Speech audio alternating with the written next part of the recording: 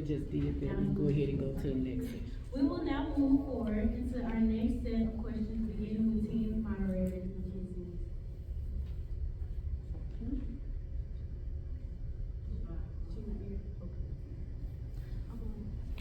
Miss Diamond, you can go ahead and ask the question. That'll be fine. Pivot, ladies here, pivot. Okay, Speak up. And yeah, just speak up into the mic. I would like to begin with the first question with Ms. Carlisle. Carlisle. Okay. This is about loneliness, isolation, and lack of connection. How does prolonged loneliness or social isolation affect both mental and physical health, and why might some populations be more vulnerable than others? So loneliness can increase risk for depression, anxiety, insomnia, and physical health problems. We saw a lot of that during COVID-19 when we were forced to go virtual. We saw increased anxiety and depression. So it can play a big factor in that. And then we have some communities that already have a stigma. LGBT youth, kids that have disabilities, anybody that's different have an increased chance for that as well. So loneliness can affect your anxiety, depression, and you may have some physical symptoms, if that makes sense. Thank you. Okay, our next question is for Ms. Valentine. What strategies or interventions have you found effective in helping people build meaningful social connections in today's increasingly digital world? Again, the question: what strategies or interventions have been found effective in helping people build meaningful social connections in today's increasingly digital world? I think that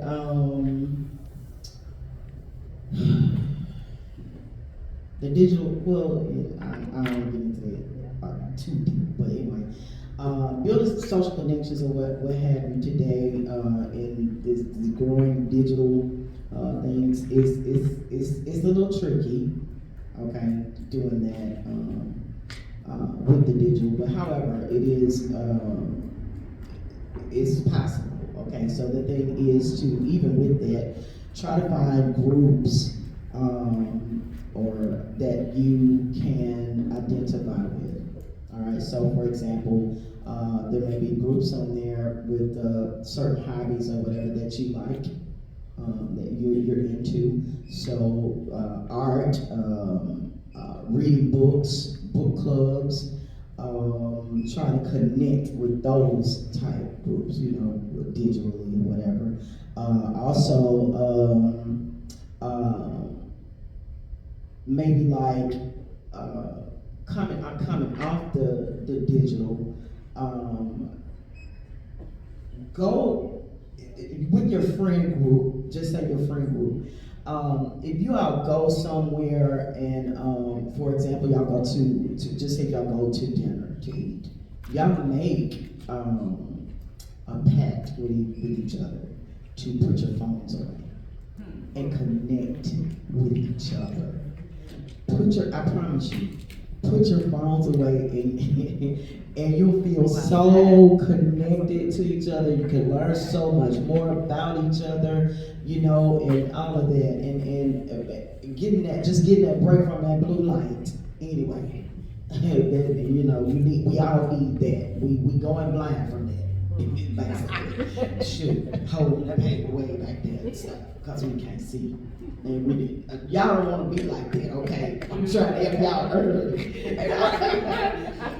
Y'all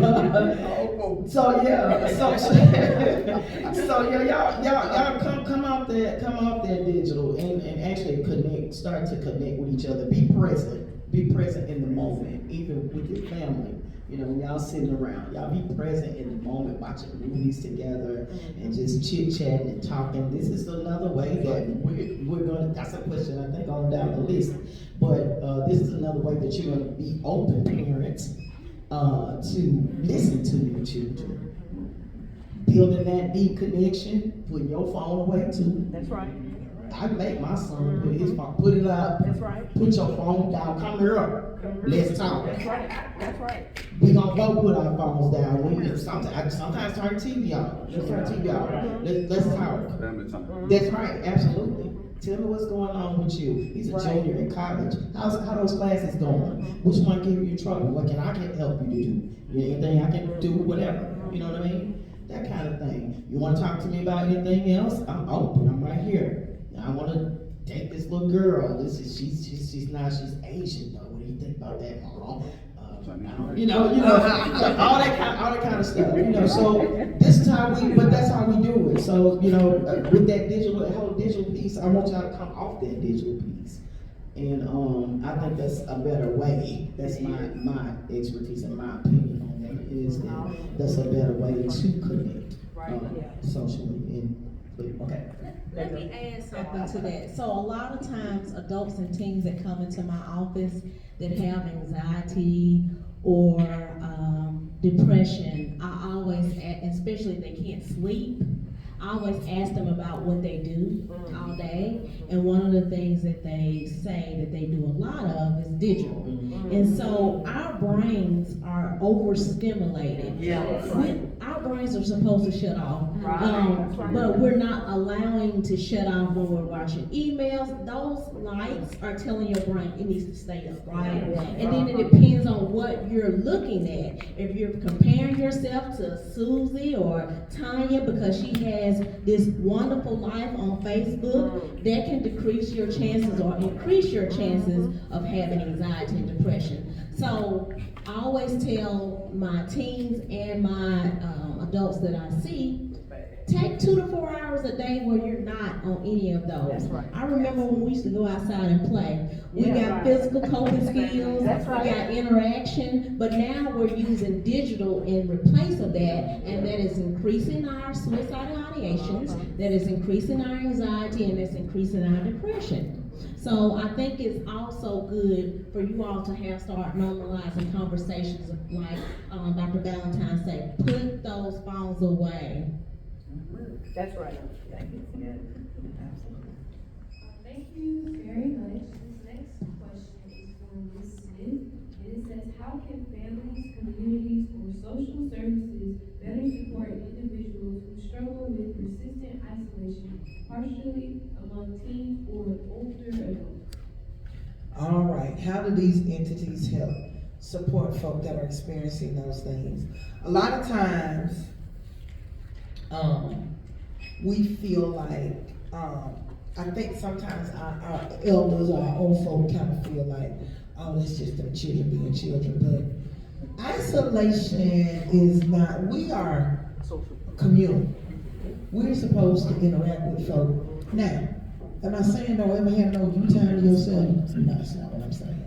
But when you are always isolated, you never can join in with the family events. You can never join in with what's going on. That's a concern. And so let's start with families. Mamas, daddies, how can we help? Create safe spaces. I understand. Be open. Now here we are. All of us in here love the Lord, right? You know that word from one end to the next. And there are some distinct things that it tells us to do and not to do. However, sometimes there may be some things that it says not to do that our children are doing. Do we throw them out? Do we throw them away because they are making choices and decisions that go against what we've instilled, what we've taught, what we have inbred in them? Or do we give them a safe space? And even though you are doing something against what I want you to do or how we've even taught you to do, that don't make me not love you no less. So let me offer you a safe space so we can work through what you're going through. That's right. And get on the other side of this. But what we do a lot of times, and I told y'all I worked in HIV for almost 20 years. Can you imagine who in here is like 13 years old? 14, somewhere in there. 12. All right, we got a 12-year-old. So imagine you being 13. You go and tell your mama that You think you same gender loving. If everybody read what I'm saying, and your mama saying, get out of my house right now. You live in Tutwiler, Mississippi, and you think Jackson don't have no resources. Your mama tell you get out of her house and don't ever speak to her again. And you are being put out at 13 years old and forced to start navigating this big thing called life. You ain't got no job, no money, no debit card. They took your phone back because you weren't paying for it. What does a 13-year-old do?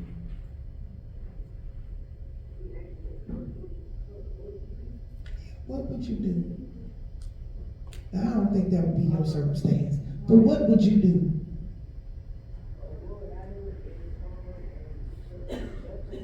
Oh, it sounds so practical. That's a great answer, but guess what? You can't stay in the shelter if you under 18 without your mama. And you in Tutwiler, Mississippi, so they don't have no shelters. That's a great answer, but that ain't even a practical. And survival mode sounds great. Let's say she put you out today. Tonight it's supposed to be 31 degrees. And that's all you got is what you got on right there. I love the tenacity. He been raised right. He done been taught to deal with his circumstances. But guess how many children have not? And even with his want to make it work, how practical is that when it started raining tonight?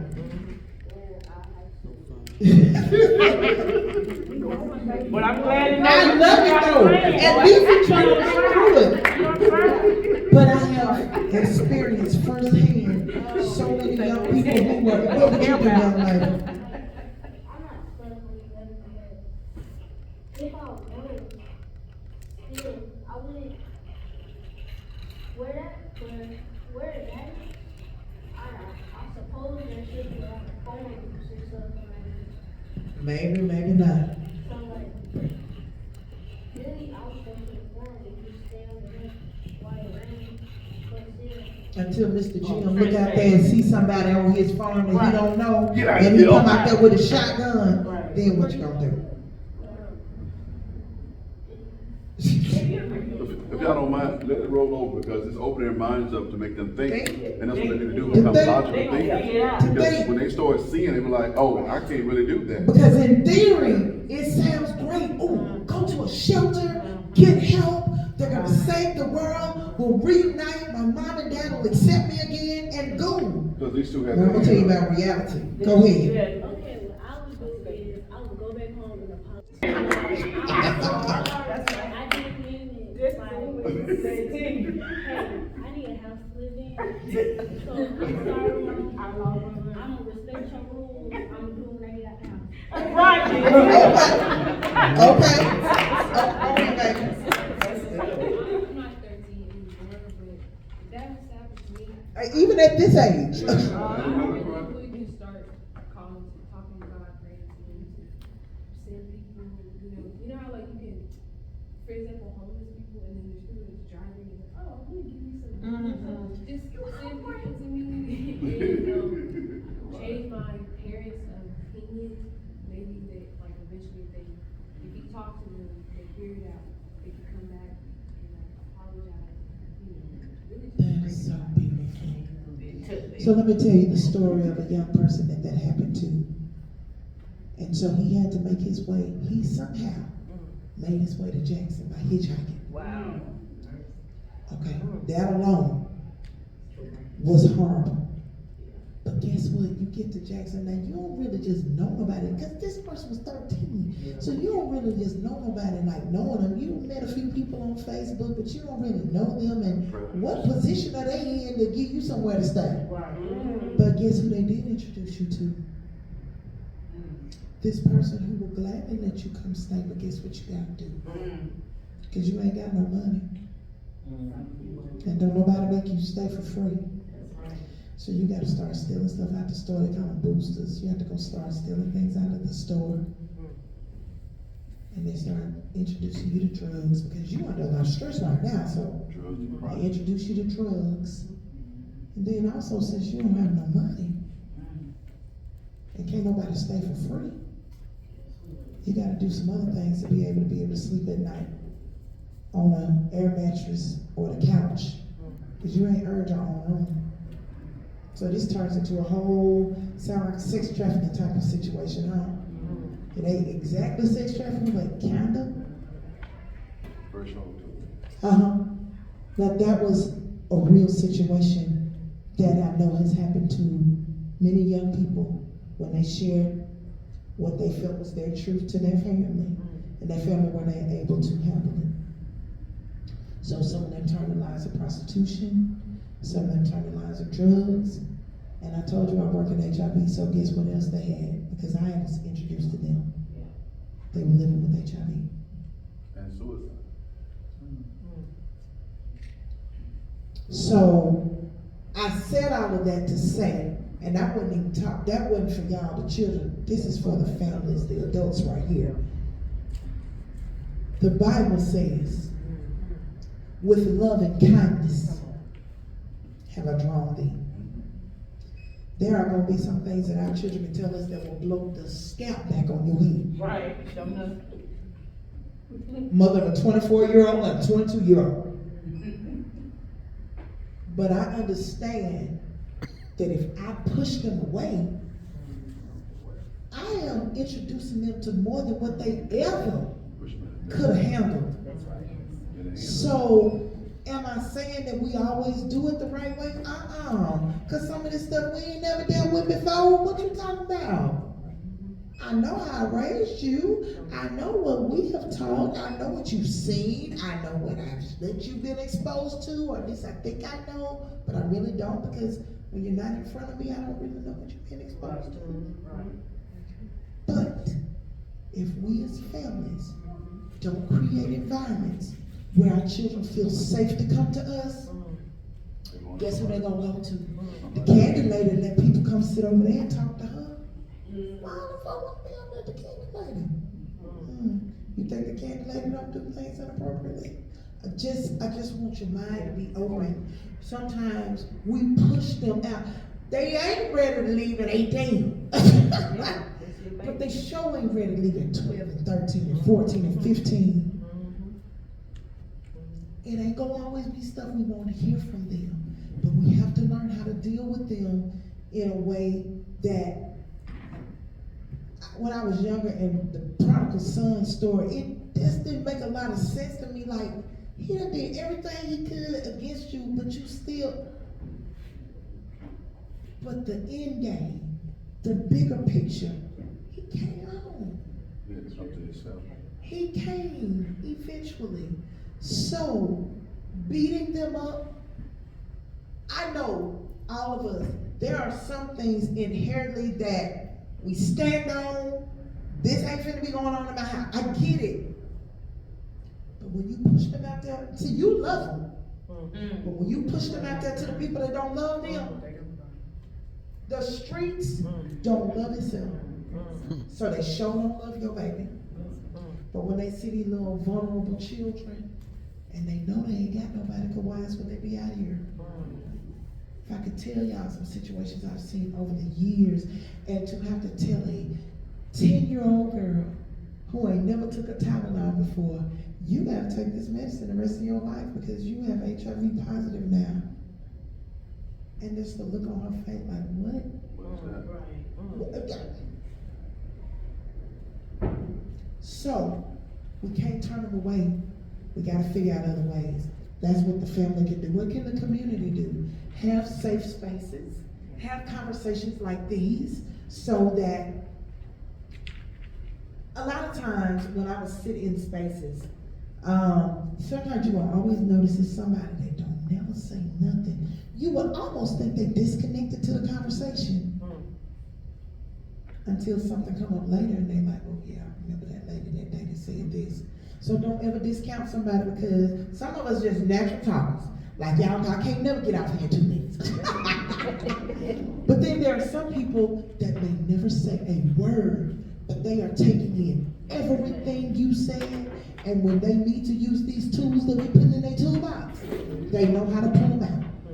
So don't ever discount it. Don't ever stop telling the story, what needs to be told, and don't think just because somebody ain't responding the way you think they should that they're not getting the information. So the community, we gotta be safe spaces.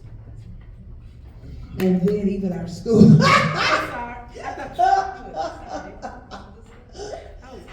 We all gotta be safe spaces. Okay, I'm gonna stop right there. I just want to add, as parents, we have to be open and diverse to the changes in life. Because if you're not open to the changes in life, you don't have the proper information to give your child. So a lot of parents are parenting incorrectly because they lack wisdom.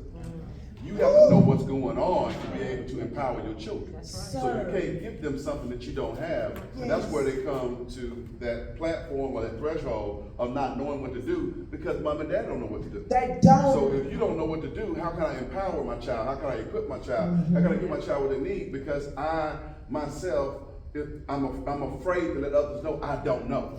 Right. So when you don't know, you need to get you some people that know or connect to some therapists to get you the help that you can help your child. That's right. Only people that know have been helped know how to help people. That's so good. Parents got to get it. You make your comment, then I got one comment, I'm gonna hit you. I have a question. Why would you have your child as a support? That's a lovely question. And let me tell you this. Some people thought they could support him. Some people started out thinking, this may not have been the ideal situation, but I'm here and I'm gonna fight through it. But as that little cliche that your generation like to use is lifestyle and life, and they realized that it was not quite just as laid out as we think it was. Sometimes it's not that people don't want to do better. Sometimes they just have limited resources and they're not able to do better. Let me give you an example. Where I work, I don't know how much in politics you are, but about a couple of months ago, the president shut down some government entities. And what that means is, you ever flown before? You ever flown an airplane? So you know how it is when you go through TSA where the people check you and make sure they look in your bag and stuff. Well, guess what? He stopped paying those people, but they still had to go to work. So, do you think if your mom and daddy still had to go show up at work every day, if they wasn't getting paid, that would affect your household quite a bit, wouldn't it? I know it sounds fun in theory. I'll just go into your savings. Well, some people ain't got no savings. And then for some that do have a savings, it take more to get your savings out than it do to, it's not even worth it. Because you have to pay to get, you know what I'm saying? So it's a lot of things. It ain't just, we'll go in this fund and go into that account. It's just not that simple. And even though we try to prepare for a rainy day, I don't think nobody was prepared for that. That was a month. Where I work, thank God, I did not lose my job, but guess what? We had to close a whole dental clinic down that had 2 doctors and 2 other workers there because they cut the money. And if they don't send the money for us to fund it, we can't pay the people to be there. So I said all that to say this. Sometimes things happen that we are not prepared for, we're not expecting, and if most folks know, well, in my job, we get paid the last working day of the month. Well, the last working day of the month came for folks in October, and guess what? They didn't have a check. But they still got to put gas in their car. They still have a light bill that's coming out. They still got to pay their mortgage. They still got to pay for day-to-day stuff. So how do you pay for it when you don't even have the money coming in to pay for it? So that's what can happen sometimes to people. Life can happen. And even though they thought they could do it and they could handle it, sometimes it gets beyond them being able to handle it. If you're lucky, you got a good church that you can call on, or you got a good support system that may be able to help you, but everybody don't have that. That's right. So All right. sometimes it gets hard. Okay. Okay, thank you all for your responses. Now we will pause our program for a 15-minute break, stretch, meet and greet, and grab some refreshments. If you have any unwrapped toys for our toy drive, please take them to the front desk over there. And we will return when we will begin with the team moderator, and the topic of discussion, witnessing or being affected by community violence, indirect impact, and mental health.